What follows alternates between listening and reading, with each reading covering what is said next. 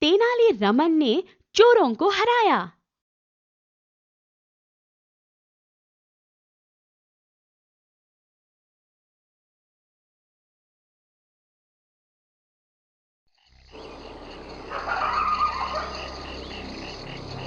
एक समय की बात है, विजयनगर में एक खतरनाक और चतुर चोरों की टोली आ पहुंची।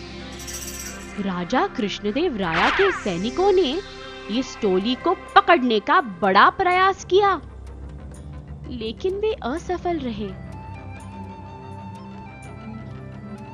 एक दिन चोरों को पता चला कि तेनाली रमन राजा का बहुत प्रिय है और उसे कई शानदार उपहार मिलते हैं।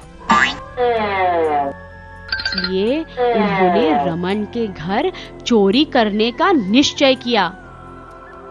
एक शाम वे रमन के बागीचे में घुसकर झाड़ियों में छिप गए। सौभाग्य से रमन उस समय छत पर खड़ा था। उसने चोरों को देख लिया और बड़ी चतुराई से उन्हें पकड़ने का एक उपाय भी सोच लिया।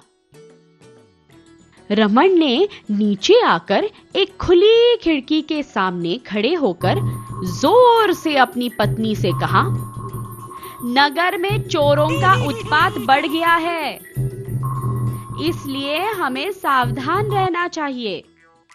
लाओ, घर का सारा धन इस संदूक में बंद कर दो।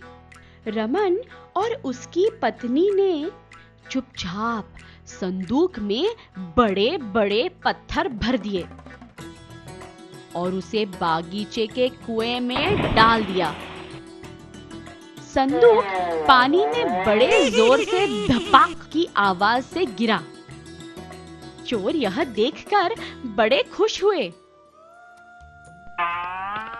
आधी रात को जब उन्हें लगा कि सारे लोग गहरी नींद में सो गए हैं, तब चोर कुएं के पास पहुंचे।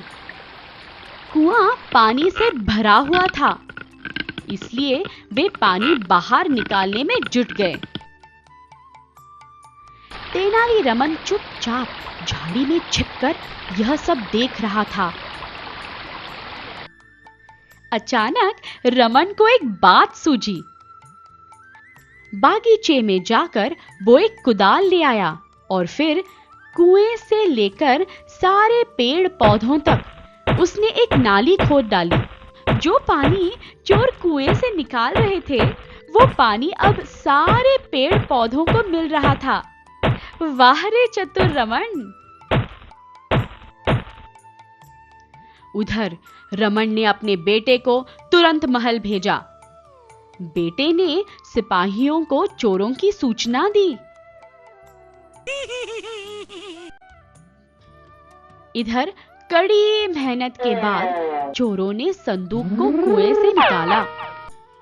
लेकिन जब चोरों ने संदूक को खोला, तब वे हक्के बक्के रह गए, क्योंकि उसमें तो सिर्फ पत्थर थे।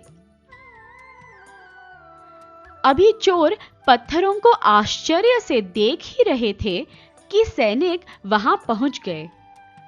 उन्होंने सभी चोरों को गिरफ्तार किया और कारागार में बंद कर दिया।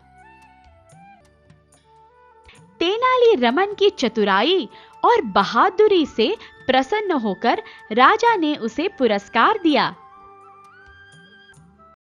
सभी लोगों ने तेनाली रमन की बहुत प्रशंसा की और उसकी चतुराई की यह कहानी राज्य में कई दिनों तक सुनाई गई।